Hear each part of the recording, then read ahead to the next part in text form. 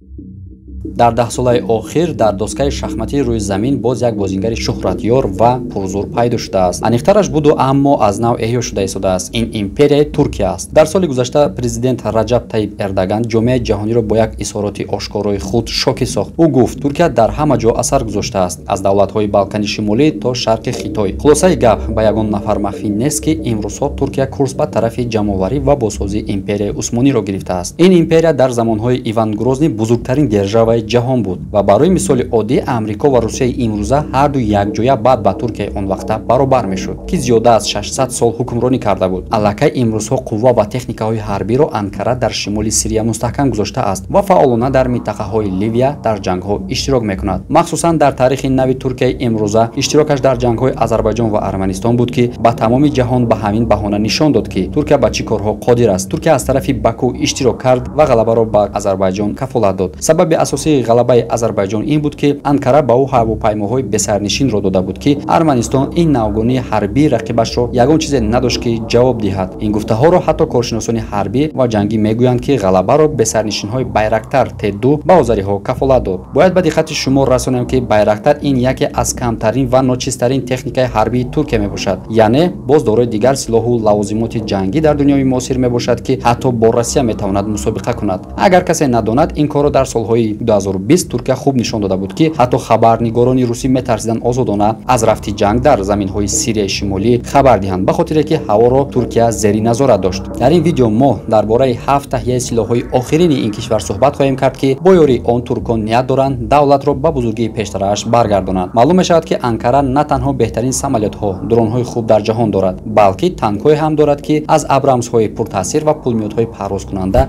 ва ҳатто аз як милтиқи релсӣ кам нестанд. Дар канали мо обуна шавед ва зангуларо пахш намоед ва мо роликро сар мекунем. Рафтем. дӯстон, шумо тамошо ва рақобатҳои варзишии ҷолибро ҳамроҳ бо як икс боз ҳам ҷолибтар кунед. Регистратсияи осон, пур кардан ва гирифтани маблағ аз тамоми гӯшаву канори дунё ва коэффициентҳои баланд ва муҳимтар аз ҳама бонус то $100 бо промокоди NECA. Маълумотҳои лозима дар комментария ва ба шумо муваффақият хоҳонем. ифтихори Туркияи муосир ҳавопаймоҳои бесарнишин аст ва мо дар бораи байрактарҳои машҳур баъдтар нақл мекунем. Аввал биёед аз модели охирони ҳавопаймои зарбазани вазнинӣ, ки ҳамаги 2 сол пеш Байкар Акинҷи парвоз карда буд, оғоз кунем. Бояд қайд намуд, ки ин як ҳавопаймои мукаммал буда 4,5 тонна вазн дорад, ки тақрибан 1,5 тоннаашро бомбаҳо, мушакҳои болдор ва лавозимоти банақшагирии лазерӣ ташкил медиҳад. Бояд фаромӯш накард, ки ин ҳамагӣ истеҳсоли Туркия мебошад. Як бомбаандози бесарнишини Туркия қодир аст, ки ба баландии то 12 км баромада бо суръати то 500 км/соатро расад. сӯзишвориаш барои ин гуна ҳаракат то ба 24 соат парвоз кифоя аст. Бинобар ин Байкар-Анҷи метавонад ба ҳамаи ҷои дунё парвоз кунад, албатта ғайри Антарктида, ва баъд зарбаи ҳалокатовар занад. Новобаста аз амали он ки таъсирбахш аст, Байрак-Анҷи дорои 2 муҳаррики турбовинтии украинӣ I-450S, ки дар заводи Моторсич таҳия шудааст, таъмин карда мешавад. қаблан дар ин ҷо муҳаррикҳо барои чархболҳои Русия сохта мешуданд, аммо пас аз бад шудани муносибатҳои Русия ва Украина, маҳсулоти ширкат ба Туркия рафтанро оғоз кард. имрӯз Байрак-Анҷи шояд беҳтарин бесарнишинҳои вазнин дар ҷаҳон бошад, барои он ки пешрафтатарин аналоги амрикои Global Novi RQ4B аз ҷиҳати қобилияти борбардорӣ аз Байрак пастар аст, дар ҳоле ки вазни худи он тақрибан 1,5 маротиба зиёд аст ва бесарнишини шикорчии рус қодир аст бори бештари ҷангиро бардорад, аммо масоати парвози ин дрон нисбат ба Байрак 2 маротиба камтар аст. шояд маълумоти навбатӣ барои баъзеҳо нохуш бошад, аммо дар тобистони соли 2020 Эрдоган имкон пайдо кард, ки флоти баҳрии сиёҳи Русияро аз диван нахеста нобуд кунад. Аниқтараш барои ин дигар ба ӯ лозим нест, ки киштиҳои ҷангиро бар Севастопол идора кунад, то ин ки тираш ба ҳадаф бирасад. 1,5 сол пеш озмоиши охирини мушаки зидди киштии Туркия аз Мак бо масофаи максималии 360 км парвоз ба поён расид. мо ёдовар мешавем, ки дар байни Болоклаба ва Кейп Керемпа дар соҳилҳои Анадолу ҳамагӣ 280 км масофа аст. он дар давоми зиёда аз 10 сол таҳия ва озмоиш шудааст. дар натиҷа Туркия аналоги қариб пурраи мушаки машҳури труби русӣ, ки он қодир буд аз Крим ба Босфор парвоз кунад. махсусияти ин мушакҳои Туркия махфӣ нигоҳ дошта шудааст, аммо коршиносон тахмин мекунанд, ки он ба технологияҳои муосир муҷаҳҳазонида шуда, ки ин ба тирандоз имконият медиҳад парвози худро бидуни такя ба сарлавҳа ва навигатсияҳои моҳорагӣ ислоҳ кунад. Туркия нақша дорад, ки ҳам батареяҳои заминӣ ва ҳам киштиҳоро бо мушакҳои муосир муҷаҳҳаз кунад. он тадриҷан бомбаҳои кӯҳнашудаи амрикоиро иваз мекунад ва ҳоло фрегатҳо ва эсминецҳои туркӣ ба ҷои онҳо муҷаҳҳозонида шуда истодааст.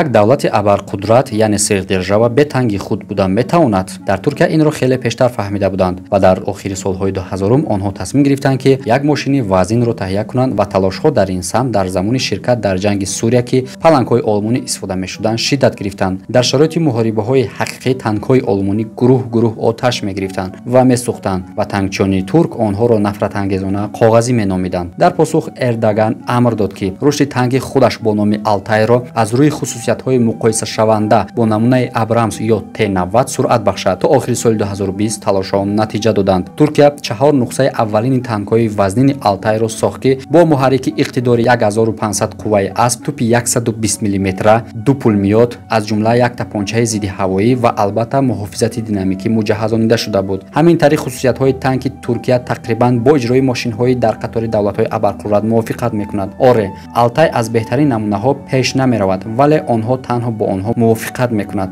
аммо ин ҳам барои Туркия дастоварди бузург аст, зеро он бо кишварҳои сверхдержаве ки мустақилона чунин мошинҳои пурқувват истеҳсол мекунанд дар як саф меистад. интизор меравад ки нерӯҳои мусаллаҳи Туркия дар 10 солаи оянда ҳадди ақал 1000 Алтайро дарёфт кунанд. Қатар ва кишварҳои дигари арабӣ аллакай чандсад нухсаи ин намуди танки туркиро фармоиш доданд. Туркия инчунин тавассути таҳияи навтарини артиллерияи худгард Фирта-2 ба лигаи абарқудратҳои ҳарбии дохил мешавад. нерӯҳои Туркия се нухсаи аввалини ин таҷҳизоти ҳарбиро дар аввали солҳои 2021 дарёфт карданд. тӯбҳои худгард қодиранд дар масофаи то 40 км бо снаряди калибри 155 мм тир паронанд, ки ин умуман он қадар дастовард нест, аммо шумораи давлатҳоеро ки ин гуна дастгоҳро истеҳсол мекунанд хело камшуморанд. қалъаҳо барои ду масофа хеле дуру дароз аст ва аз ҳама муҳимтараш он аст ки вай бо системаҳои пешқадами зидди сӯхтор муҷаҳҳазонида шудааст. барои ҳадаф гирифтан аз тапончаҳо, новбарӣ муҳварӣ, дастгоҳҳои телевизионӣ ва тепловизор истифода мешавад. муҳандисони турк махсусан аз режими фури оташ ифтихор мекунанд ки дар он гаубица дар давоми ҳамагӣ 15 сония 3 тирро анҷом медиҳад. дар ҳолати муқаррарӣ тапонча дар 1 дақиқа 6 тир мепаронад, ки ин нишондиҳандаи олӣ дар заминаи хусусиятҳои беҳтарин тапончаҳои худгард дар Русия ва Амрико аст. гаубицаи худгард бо суръат бо системаҳои пурборкунии механикӣ муҷаҳҳаз аст ки онро ширкати Туркия Eselsan таҳия кардааст ба даст меоранд. бинобар ин Туркия ҳамчун Русия консепсияи ивазкунии воридотро махсусан дар истеҳсоли силоҳ фаъолона истифода мебарад.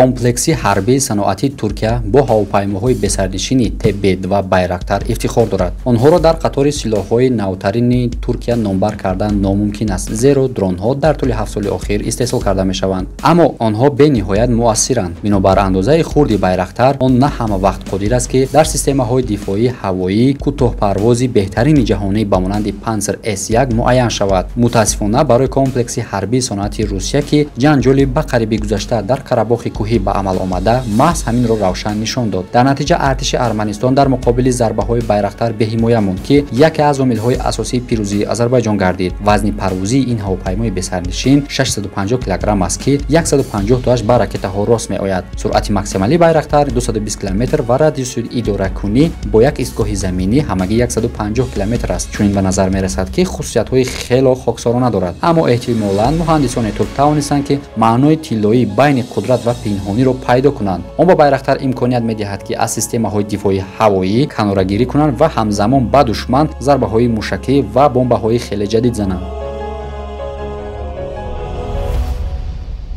дар соли 2019 Туркия аввалин кишваре дар ҷаҳон шуд ки артишаш бо як автомати тактикии бесарнишинро гирифт. модел Зангар ном дошт ва барои хароб кардани ҳадаф муошияти колонияҳои ҳарбӣ ва ҳифзи мавқеъҳои дифоъ пешбинӣ шудааст. вазнаш ҳамагӣ 25 кг мебошад. автомат 200 тири калибри 5,156 мм-ро бо худ бардошта то 3 км мебарояд ва радиуси 10 км-ро посбонӣ мекунад, то пӯшишро таъмин кунад ё ин ки баръакс ба душман дар ин радиус ҳамлаи шадид расонад. ғайриоддии пулмиёти парвозкунанда дар дар он аст, ки дар озмоишҳои тирпаҳронӣ бениҳоят дақиқӣ нишон дод, ки он ба осонӣ ба ҳадафи 15 сантиметра аз масофаи 200 метр мерасад. таҳиягарон ваъда медиҳанд, ки ин масофаи тири ҳадафро ба ҳадди аққал ба 400 метр расонанд. ҳатто пешвоёни эътирофшудаи рушди силоҳ дар Иёлоти Муттаҳида ва Русия чунин пулмиётҳои дақиқи баландпарвозро танҳо ихтироъ ва инкишоф дода истоданд ва дар Туркия аллакай ба армия таҳия ва гузошта шудааст.